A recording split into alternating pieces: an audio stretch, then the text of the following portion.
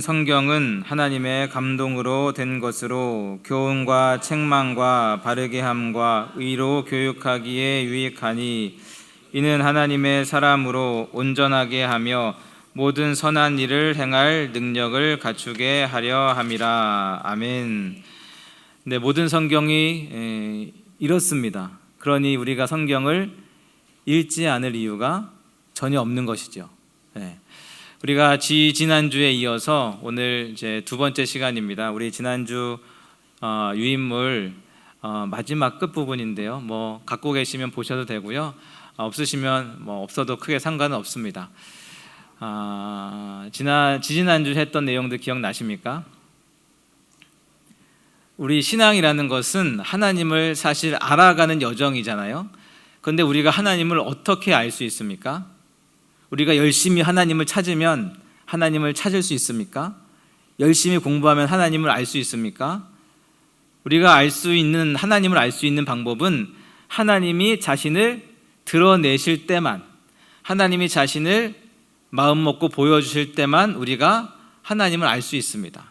우리가 피조물이기 때문에 그렇죠.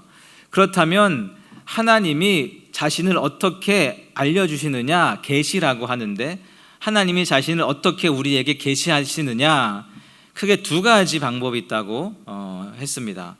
첫 번째는 일반적인 방법이에요. 일반 계시. 그래서 자연을 통해서 우리가 살아가는 삶을 통해서 그런 것들을 통해서 우리가 하나님을 알 수가 있습니다. 일반 계시죠.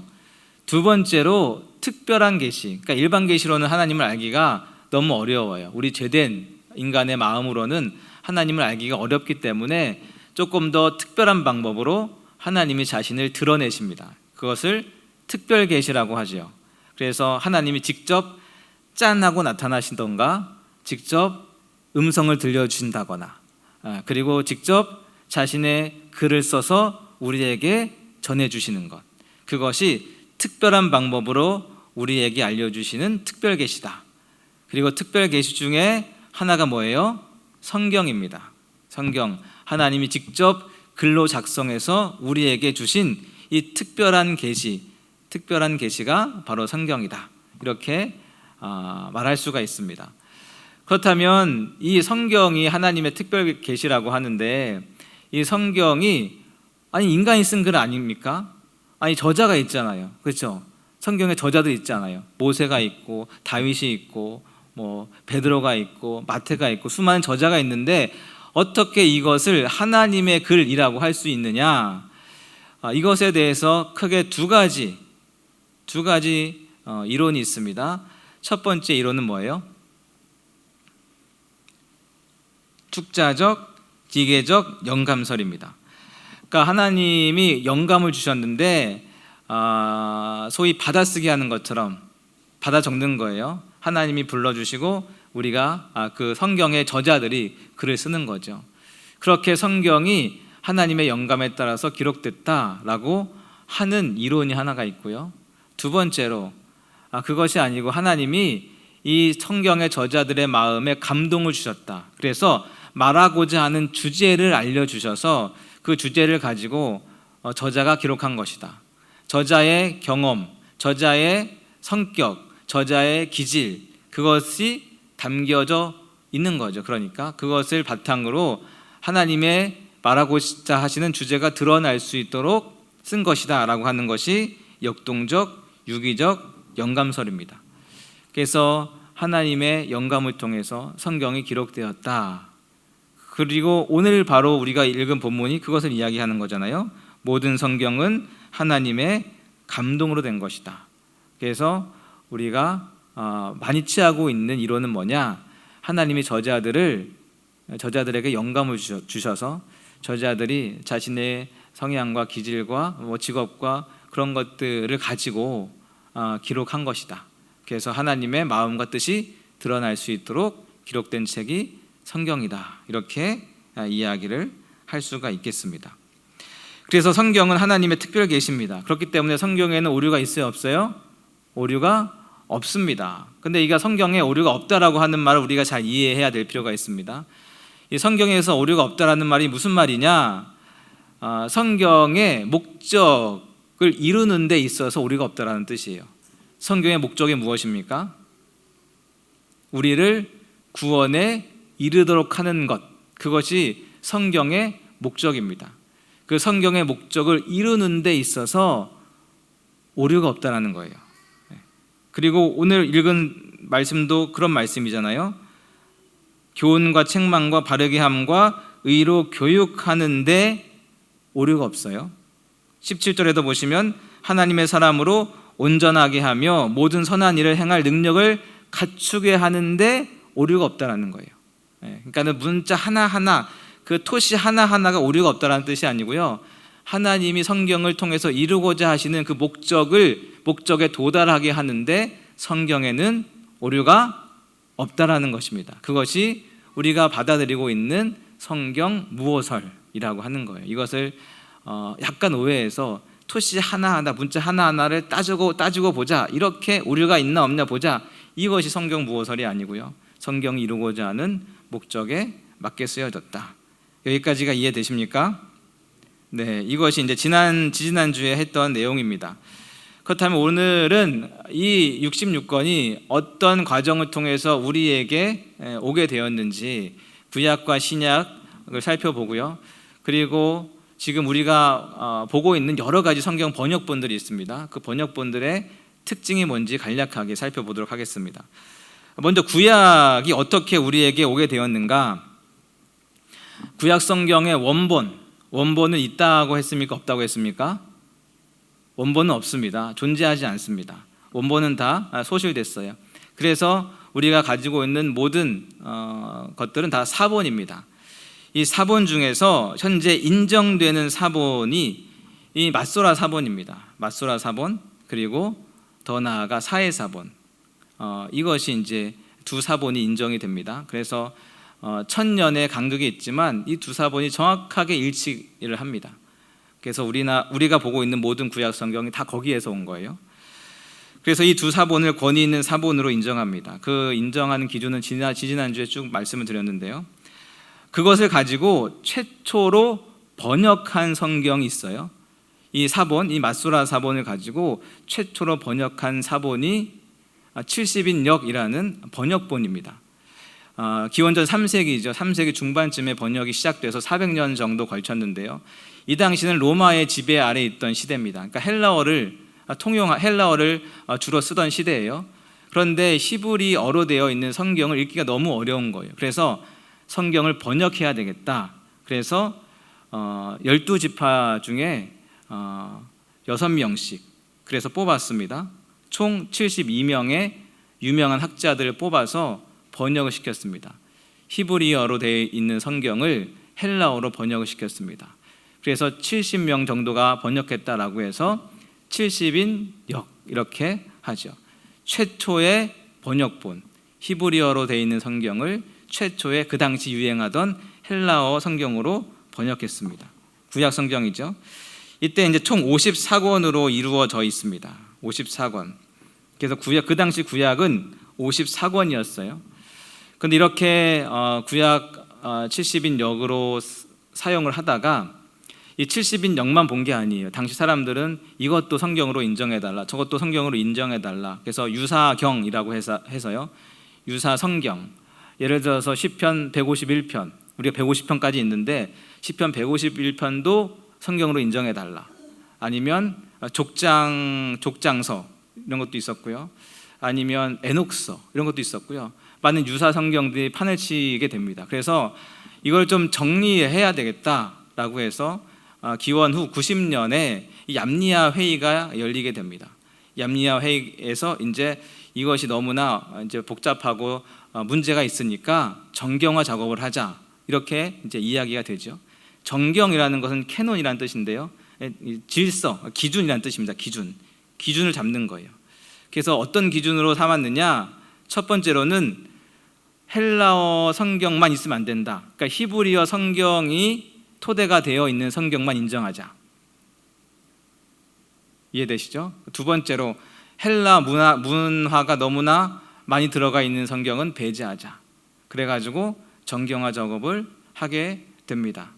그렇게 해서 성경을 이제 정리를 하는데 구약을 24권으로 정리를 해요. 24권. 그리고 그것을 세분화한 게 오늘 우리가 보고 있는 구약 39권입니다. 이것이 얌리아 회의 때 정리가 됩니다. 그렇다면 그 성경을 그대로 썼느냐? 아니에요. 정리는 그렇게 했지만 계속해서 70인역을 썼습니다. 초대교회 당시에는 계속해서 70인역을 사용했습니다. 그래서 우리가 70인역을 굉장히 중요한 성경 중에 하나로 꼽는 이유가 그거예요. 초대교회 많은 성도들이 본 성경이 뭐예요? 70인역이에요. 초대교회 예수님의 제자들, 사도들이 본 성경이 뭐냐? 70인역입니다. 그리고 그들이 신약을 기록할 때 구약을 인용하지 않습니까? 구약을 인용할 때 대부분은 70인역에서 인용을 합니다. 그렇잖아요. 그들이 본 성경이 70인역이니까. 그래서 70인역을 오늘날에도 굉장히 중요한 성경 중에 하나로 이제 꼽지요. 어쨌든 계속해서 70인역을 사용하고 있었습니다. 그러다가 이제 5세기에 로마가 이제 라틴어로 성경을 번역을 합니다. 이제 불가타역이라고도 하는데요. 헬라어로 된 성경을 다시 라틴어로 번역을 해요. 그리고 이 성경을 1000년 동안 유지합니다. 그리고 번역을 못하게 만들어요. 로마 카톨릭 교회가 그렇게 만들죠. 그래서 1000년 동안 성경 번역 작업이 금지가 됩니다. 웃기지 않아요? 자기네들도 사실은 번역한 성경인데 히브리어가 헬라어로, 헬라어가 라틴어로 번역을 했는데 1000년 동안 번역 금지, 그리고 이것만 성경으로 인정한다. 그래서 로마 교회가 그렇게 불가타역이라는 성경을 1000년 동안 사용하게 됩니다. 그게 이제 기준이 되죠. 그러다가 이제 1517년에 뭐가 일어납니까? 뭐가 일어나죠? 그죠? 종교 개혁이 일어납니다. 종교 개혁이 일어나면서 종교 개혁자들이 이제 뭔가 성경에서도 이제 개혁을 이제 해야 되겠는데 어떻게 하면 좋을까 찾다가 이 옛날에 했던 이 얌리아 회의를 본 거예요. 그리고 이때 결정했던 이거를 그대로 가지고 오면 좋겠다라고 해서 종교 개혁자들이 얌리아 회의 때 정했던 결정을 가지고 옵니다. 그래서 종교 개혁 그때부터 이제 우리가 지금 보고 있는 이 39권의 성경이 정경이라고 이제 채택이 되는 거죠. 그러니까 결정은 사실은 이미 오래전에 됐는데 사용되어지고 있지 않다가 종교 개혁자들이 그 예전의 회의를 그대로 가지고 와서 종교 개혁 시대부터 이제 그렇게 결정을 한 겁니다. 그리고 나서 이제 그것을 보고 카톨릭도 이제 변화가 필요하다 느꼈겠죠. 그래서 카톨릭도 이 정경을 조금 이제 수정을 합니다. 그래서 우리가 보고 있는 39권 플러스 외경 7권 이렇게 해서 총 46권을 정경으로 카톨릭은 채택을 합니다. 그래서 제2경전이라고 하고 이제 외경이라고, 우리는 외경이라고 하지만 그들은 제2경전이라고 하죠. 그래서 우리는 구약이 39권이고 카톨릭은 몇 권이에요? 46권을 이제 정경으로 이제 이야기를 하죠. 지지난번에 말씀드린 것처럼 그렇다면 정경과 외경의 차이가 뭐냐? 정경에서 교리를 뽑습니다. 정경에서만 교리를 뽑아요. 그렇기 때문에 우리가 가지고 있는 교리와 카톨릭이 가지고 있는 교리가 조금 달라요. 왜냐하면 우리가 정경으로 여기지 않는 그 정경에서 그들이 교리를 뽑기 때문에. 예를 들면 뭐가 있을까? 연옥. 우리는 연옥을 인정하지 않잖아요. 그런데 카톨릭은 교리로 연옥을 인정합니다. 그것이 어디에 나오느냐? 그것이 마카베오 하 12장에 나와요. 그러니까 외경에 나오는 거예요. 그 외경에서 교리를 뽑아서 연옥서를 이야기하는 거죠. 그리고 공로사상, 우리는 공로사상을 인정하지 않는데 카톨릭은 공로사상을 인정해요. 그것도 외경에서, 그러니까 우리가 말하는 외경이고 그들은 정경이에요. 거기서 뽑아서 교리화한 겁니다. 지혜서 집회서를 바탕으로 공로사상이라는 교리를 뽑아오죠. 그다음에 뭐 성인 중보기도, 그러니까 흔히 성인이라고 말하는 그 분들에게 기도를 요청하는 것, 그런 것도 다 이제 우리가 인정하지 않는 그 외경에서 교리를 뽑아서 교리로 만든 겁니다. 그런 차이가 있어요. 그래서 우리는 39권을 구약 정경으로 인정하고 그들은 거기에서 7권의 외경을 더해서 46권을 구약 정경으로 인정한다. 이 구약 정경이 언제 확정이 됐느냐 물어보면 언제요? 90년 얌리아 회의 때 확정이 됐다. 그리고 실제적으로 그것이 적용된 시점이 언제냐? 그러면 종교개혁 이후부터 실제적으로 적용됐다. 이렇게 구약이 우리한테 온 역사는 정리가 될 수 있습니다. 구약이 조금 정리가 되셨나요? 네, 정리가 안 되셨나요? 신약은 좀 더 간단합니다. 신약은 어떤 과정으로 우리에게 왔느냐? 신약이 몇 권이죠? 27권이죠. 네. 신약도 똑같은 과정을 겪습니다. 신약도 이제 그 초대교회 당시에 여러 가지 이제 성경들, 흔히 이제 그룹마다 보는 성경들이 다 있었습니다. 그런데 이 성경들이 낙권으로 존재하고 낙권으로 계속 쓰여지고 있는데 여전히 계속 논란이 되는 거예요. 이게 성경이냐 아니냐, 이거를 믿을 만하냐 아니냐가 계속해서 논란이 되는 겁니다. 그러다가 이제 150년경에 이 마르시온이라고 하는 영지주의자가 나타납니다. 그 영지주의자가 하는 말이 바울 서신 10편과 누가복음의 일부만을 정경으로 인정한다. 구약 전체는 부정한다. 이렇게 이야기하는 거예요. 그러니까 도저히 안 되겠다. 우리가 빨리 정경화 작업을 하자. 이런 이제 이런 필요가 이제 본격화되게 됩니다. 그래서 4세기에 아타나시우스가 그 부활절의 교우들에게 편지를 보냅니다. 그 편지에 이 27권의 목록을 정해서 편지를 보내요. 이렇게 27권이 정말 믿을 만한, 인정받을 만한 그런 책이다 해서 27권의 목록을 적어서 교우들에게 보냅니다. 그리고 이후 383년 로마 공의회에서 그것을 인정을 해요. 27권을. 그래서 397년 카르타고 공의회에서 정식으로 공포를 하게 되죠. 그래서 신약에 대한 그런 정경화는 굉장히 간단하고 짧습니다. 그렇게 간단하게 정리가 됩니다. 그렇다면 정경화의 기준이 뭐냐? 이 구약 같은 경우는 훼손되지 않고 얼마나 잘 보존되어 있느냐, 그게 중요하겠죠. 왜냐하면 오래된 문서다 보니까 훼손 여부가 굉장히 중요합니다. 그래서 얼마나 잘 보존되어 있느냐, 그리고 예수님과 사도들이 인용했느냐. 여러분, 예수님이 인용했으면 그거는 믿을만한 거예요. 예수님이 인용했다 그러면 그거는 뭐 믿을만한 거죠. 사도들이 인용했다 그러면 믿을만한 겁니다. 그것이 굉장히 중요한 기준입니다. 그리고 내용이 일치하느냐, 구속과 구원에 관한 내용이 일치하느냐, 그런 것들이 이제 구약의 정경화의 기준이 되겠고요.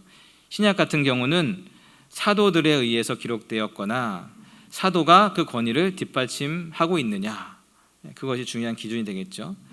그리고 보편성입니다. 초대교회가 다 보편적으로 용납하고 있는 책이냐, 그것도 하나의 중요한 기준이 되겠고요.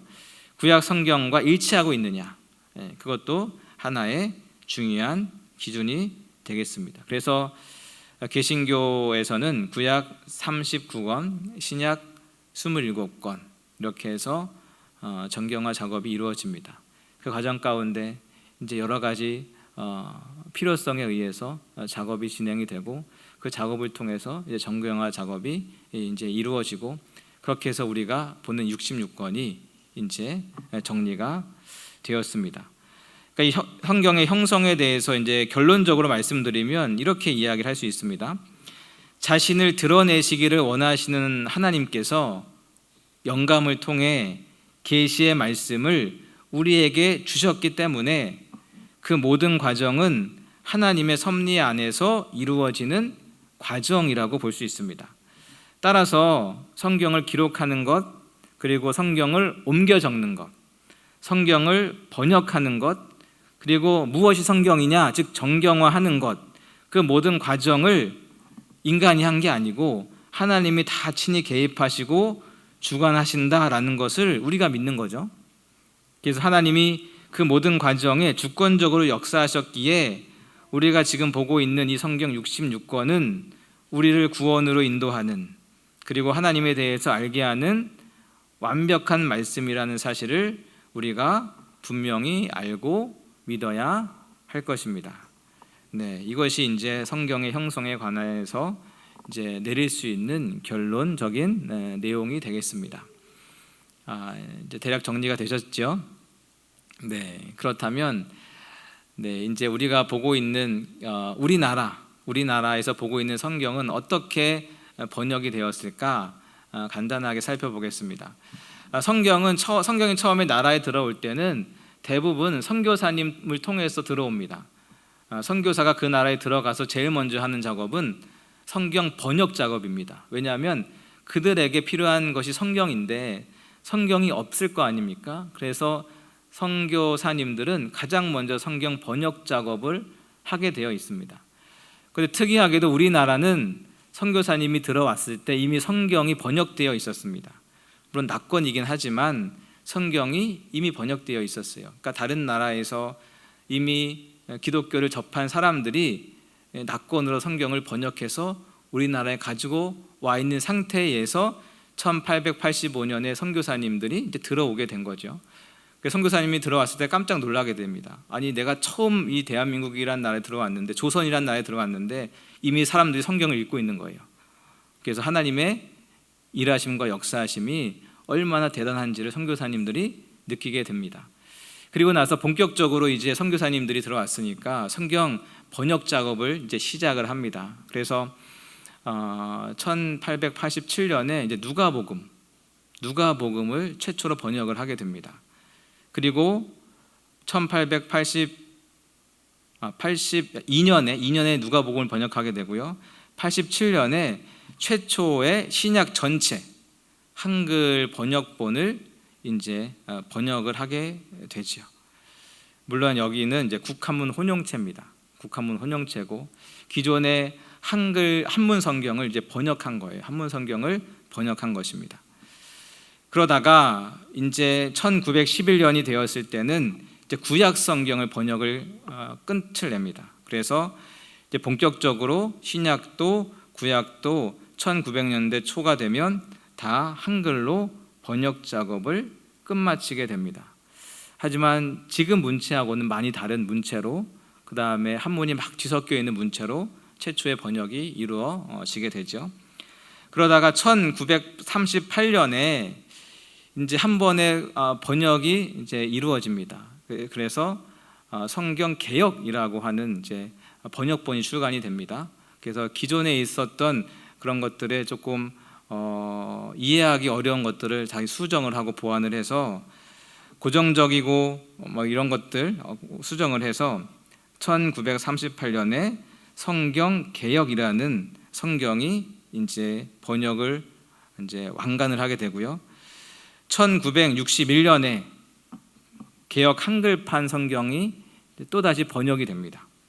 1961년에 개역 한글판 성경이 번역이 되죠. 그러니까 기존에 있었던 그 성서 개역판을 다시 한번 수정한 거예요. 현대 맞춤법에 맞게, 철자와 문법에 맞게 1961년에 개역 한글판이 새롭게 번역이 됩니다. 그러다가 이제 우리가 보고 있는 개역 개정판 있잖아요. 개역 개정판은 1998년부터 2004년에 걸쳐서 완간을 하게 됩니다. 이제 내부적으로는 1판, 2판, 3판, 그리고 우리가 보는 건 4판입니다.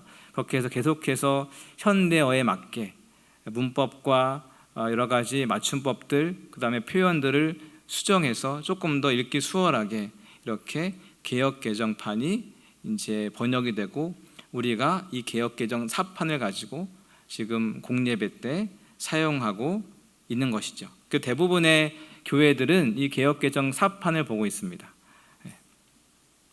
그리고 그 전에 이제 또 다른 번역 작업이 이루어졌는데요. 무엇이냐면 공동 번역이라고 개신교와 카톨릭이 함께 번역한 성경이 있습니다. 1977년에 개신교 학자들과 신학자들과 그다음에 카톨릭 신학자들이 함께 우리가 성경을 번역하자라고 해가지고 성경을 번역한 게 공동 번역입니다. 이것도 사실은 꽤 괜찮은 성경 번역이에요. 그런데 이 성경 번역을 우리 개신교에서는 별로 좋아하지 않습니다. 왜냐하면 조금 거부감이 있기 때문에 우리 개신교에서는 공동 번역을 잘 쓰지 않고 카톨릭에서는 공동 번역을 사용을 오랫동안 했습니다. 하다가 우리가 안 쓰니까 아니 같이 번역해놓고 왜 우리만 너네들 안 쓰냐 해서 카톨릭 성경을 또 다시 번역을 하게 되죠. 공동 번역이 있고요. 그다음에 표준 새 번역이라는 성경이 있습니다. 이건 2001년에 완간을 했습니다. 이것은 이제 조금 더 원문에 가깝습니다. 그러니까는 우리가 보는 개역 개정은 사실 어디서 온 거예요? 한문 성경에서 온 거예요. 한문 성경에서 그 뿌리가 있습니다. 물론 한문 성경은 원어에서 온 거긴 하지만 원어가 한문 성경, 또 한문 성경이 뭐 개역 한글, 개역 개정 이렇게 왔잖아요. 하지만 이 표준 새 번역은 그 뿌리가 처음부터 원어 성경이었어요. 그렇기 때문에 원어에 가깝게 번역을 했습니다. 그리고 현대인들에 맞게 단어가 굉장히 쉽고 굉장히 의미 전달이 잘 될 수 있도록 번역한 게 표준 새 번역. 그러니까 지금은 그냥 새 번역이라고 하는데요. 이렇게 번역본들이 있습니다. 그래서 우리가 흔히 공번역이라고 하는데요. 공번역이 뭐냐? 공동 예배에서 쓰일 수 있도록 허락된 성경을 공번역이라고 하는데, 이 공번역이 어떤 성경이냐면 개역 개정하고요, 공동 번역하고 새 번역, 이 세 개가 공번역입니다. 이 세 개는 예배 때 사용해도 괜찮다라고 공식적으로 허락한 성경 이 세 가지입니다. 개역 개정, 공동 번역, 새 번역. 그 다음에 그것 말고 이제 출판사에서 이제 출판한 그런 이제 번역본이 있습니다. 쉬운 성경이라는 게 있습니다. 쉬운 성경은 아가페 출판사, 초등학생이 무난히 읽을 수 있도록 만든 성경이 쉬운 성경입니다. 그리고 아주 쉽게 기록되어 있어서 초신자들, 그 다음에 초등학생들이 읽을 수 있고 굉장히 원문에 충실하게 번역되지는 않았습니다. 하지만 굉장히 쉬운 문체로 잘 번역이 되어 있습니다. 그리고 두란노에서 편찬한 우리말 성경이라는 게 있습니다. 우리말 성경은 조금 더 원어 성경에 충실합니다. 그리고 쉬운 성경보다는 조금 어렵지만 또 새 번역보다는 조금 쉽습니다. 그래서 중학생 정도가 아주 무난하게 읽을 수 있는 우리말 성경이 있습니다. 이렇게 이제 성경 번역본이 있고요. 그 다음에 이제 현대인의 성경이라고 해서 굉장히 이제 오래전에 한번 나왔는데요. 1900년대에 나온 성경인데 의역, 그래서 의미를 잘 살린 성경이 현대인의 성경이라는 성경이 있고요. 그 다음에 이제 메시지 성경이라고 있습니다. 유진 피터슨이라는 사람이 기록한 성경인데 굉장히 의역을 잘 해놨어요. 그래서 우리가 그냥 성경을 읽을 때는 뭔 말인지 모르잖아요. 그런 거를 메시지 성경으로 보면 이런 의미구나 라는 것을 굉장히 쉽게 알 수가 있습니다. 그래서 술술 읽을 수 있는 성경 말고 도저히 무슨 말인지 모르겠다라고 할 때는 이 의역이 된 성경들을 읽으면 이게 그런 의미가 있구나라는 것을 알 수가 있습니다. 그래서 뭐 메시지 성경도 있고 현대인의 성경도 있고 그런 것들은 다 의미를 잘 강조하고 있는 성경입니다. 그리고 또 이제 많이 이야기되는 성경 중에 하나가 킹 제임스 성경입니다. 킹 제임스 성경은 1611년이죠. 이제 영국의 국왕 제임스 1세의 명령에 의해서 성경이 번역됐습니다. 그래서 70인역처럼 정말 유수의 학자들이 모여서 정말로 열심히 잘 번역해 놓은 성경이 킹 제임스 성경입니다. 그 이제 원문은 이제 마소라 사본이 되겠죠. 그래서 번역이 굉장히 잘 되어 있고 굉장히 문체도 훌륭하고 또 문학적으로 표현도 훌륭합니다. 그래서 잘된 번역이라고 볼 수 있겠죠. 근데 하지만 문제가 뭐냐? 일부 사람들은 이 번역이 잘 되었기 때문에 이 번역본만 성경으로 인정하는 사람들이 일부분 있어요. 그래서 이 번역 말고 다른 번역을 인정하지 않는 사람들이 있습니다. 그러면 문제가 되는 거예요. 이 번역도 좋은 번역이지만 사실 다른 번역도 좋은 장점을 가지고 있는 여러 번역본들이 있는데 다른 것은 다 배척하고 나는 킹 제임스 성경만 인정한다 라고 하면 이단이 되는 거예요. 좋은 번역이긴 하지만 이것이 절대적인 것은 아니다 라는 것을 우리가 알아야 될 것입니다. 신천지가 보는 성경이 뭔지 아십니까?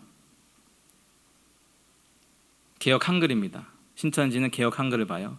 왜 개역 한글을 보느냐? 이 이만희라는 사람이 처음 자신의 그 이론을 만들 때 사용한 성경이 개역 한글입니다. 그래서 단어와 단어를 다 짝 맞추기를 하잖아요. 이 단어를 신약의 이 단어와 구약의 이 단어를 다 짝 맞추기를 하는데 개역 한글로 짝 맞추기를 다 해놨습니다. 그러니까 다른 성경으로는 짝 맞추기가 안 되는 거예요.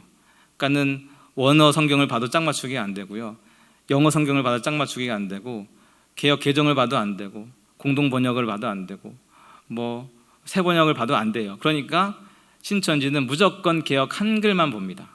그들은 말을 하죠. 야, 다른 성경은 오류가 많아서 우리는 개역 한글만 본다. 하지만 실상은 뭐예요?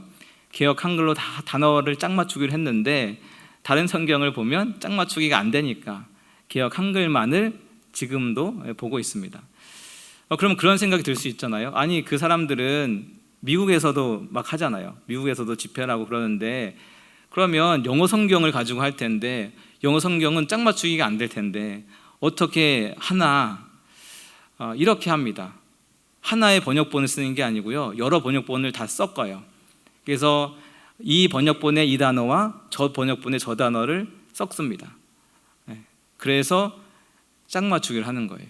그러니까 우리가 일반적으로 보는 하나의 번역본 속에서 짝 맞추기 하는 게 아니고요, 미국에 있는 여러 영어로 되어 있는 여러 번역본을 다 섞어서 자신들의 입맛에 맞게 다 짝 맞추기를 새롭게 다 하는 거죠. 그렇게 해서 영어권에서도 이제 그 짝 맞추기를 통해서 막 활동을 하는 것을 볼 수가 있습니다. 그래서 신천지도 이제 개역 한글만 봅니다. 그래서 이것을 통해서 우리가 무엇을 알 수 있습니까? 성경은 끊임없이 사실은 번역돼야 돼요. 번역되어야 되는 이유가 무엇일까요? 그 성경의 목적을 이루기 위해서요. 우리에게 구원을 잘 전달하기 위해서는 현대어에 맞는 그런 말과 어감으로 계속해서 번역이 되어야 됩니다. 그래서 그 성경을 보고 우리가 더 쉽게 예수님을 알고 하나님을 알고 구원을 경험할 수 있도록 끊임없이 성경은 번역이 돼야 돼요. 초등학생의 눈높이에 맞는 성경이 있어야 됩니다. 중학생의 눈높이에 맞는 성경도 있어야 되고요, 영어권에 있는 사람들에게 필요한 성경도 있어야 되겠죠. 그래서 끊임없이 성경은 번역 작업이 이루어지고 있습니다. 그리고 지금도 사실은 우리가 개역 개정을 보고 있지만 새 한글 성경인가 또다시 성서공회에서 번역을 완성을 했습니다. 그거는 완전히 어감이 새로운 번역본이에요. 그래서 우리가 보기에는 굉장히 낯설 수도 있지만 또 다른 이제 번역본을 출간을 해서 좀 현대인의 어감에 맞게 성경을 번역하는 작업을 끊임없이 하고 있습니다. 그것을 통해서 우리가 알아야 될 것은 그거죠. 우리가 성경을 열심히 읽어야 되겠구나. 성경이 어려워서 못 읽는다라고 한다면 쉬운 번역본이 있으니까요, 쉬운 번역본을 통해서라도 성경을 끊임없이 읽고 성경이 우리에게 주고자 하는 그 구원의 메시지와 놀라운 하나님에 대한 끊임없는 지혜를 우리 성경을 통해서 우리가 열심히 찾아가야 할 것입니다.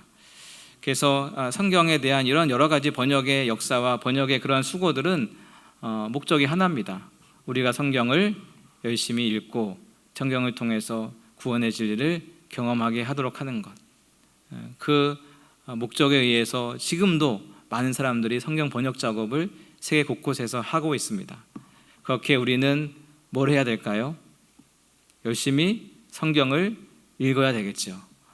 기존에 나와 있는 여러 가지 좋은 번역본들이 많이 있으니까요, 개역 개정으로 읽으셔도 되고 난 너무나 어렵다 싶으면 다른 번역본을 보셔도 되니까요, 열심히 성경을 읽으셔서 이 말씀에 담겨있는 하나님의 놀라운 구원의 진리와 하나님의 사랑과 놀라운 은혜들을 매일매일 맛보아가는 우리 모든 성도님들 되시길 주님의 이름으로 축복합니다.